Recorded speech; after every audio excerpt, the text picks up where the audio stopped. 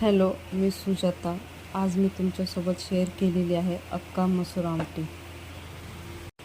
अख्खा मसूर हा खूप सिंपल पद्धतीने बनवला जातो, पण माझ्या मुलांना भाज्या टाकून बनवलेला अख्खा मसूर आवडतो. त्याच्यामुळे मी कधी कधी ही पण रेसिपी ट्राय करत असते.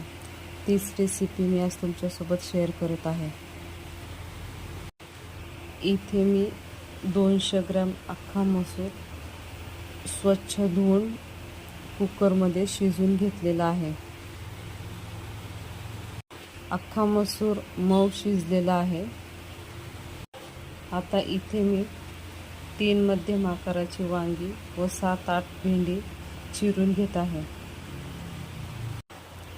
2 मध्यम आकाराचे कांदे बारीक चिरून घेतलेले आहे व इथे मी अर्धाच टोमॅटो वापरलेला आहे. पण हा टोमॅटो आधी गॅसवर भाजून घ्यायचा आहे.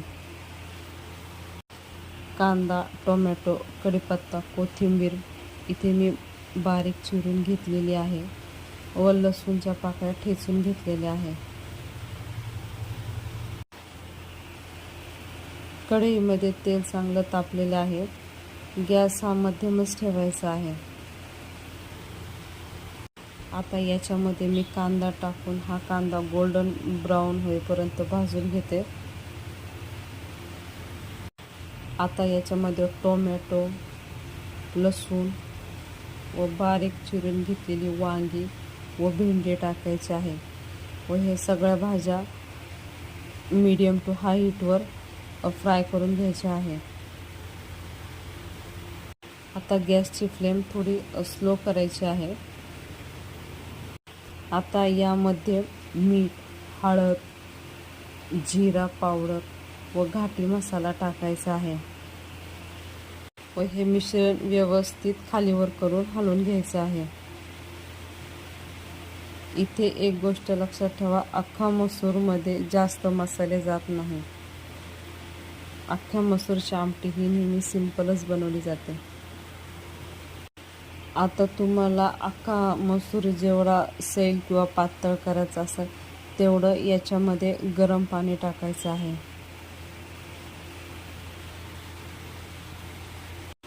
आता मोठ्या आचेवरती आमटीला एक उकळी येऊन द्यायची आहे. आता एक आमटीला एक उकळी आलेली आहे.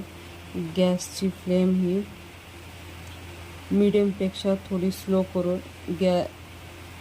चालू ठेवायची आहे. गॅसची फ्लेम मध्यम ठेवून ही आमटी 4 ते 5 मिनटं व्यवस्थित उकळून घ्यायची आहे झाकून ठेवून. ही आपली अख्खा मसूर आमटी तयार आहे. आता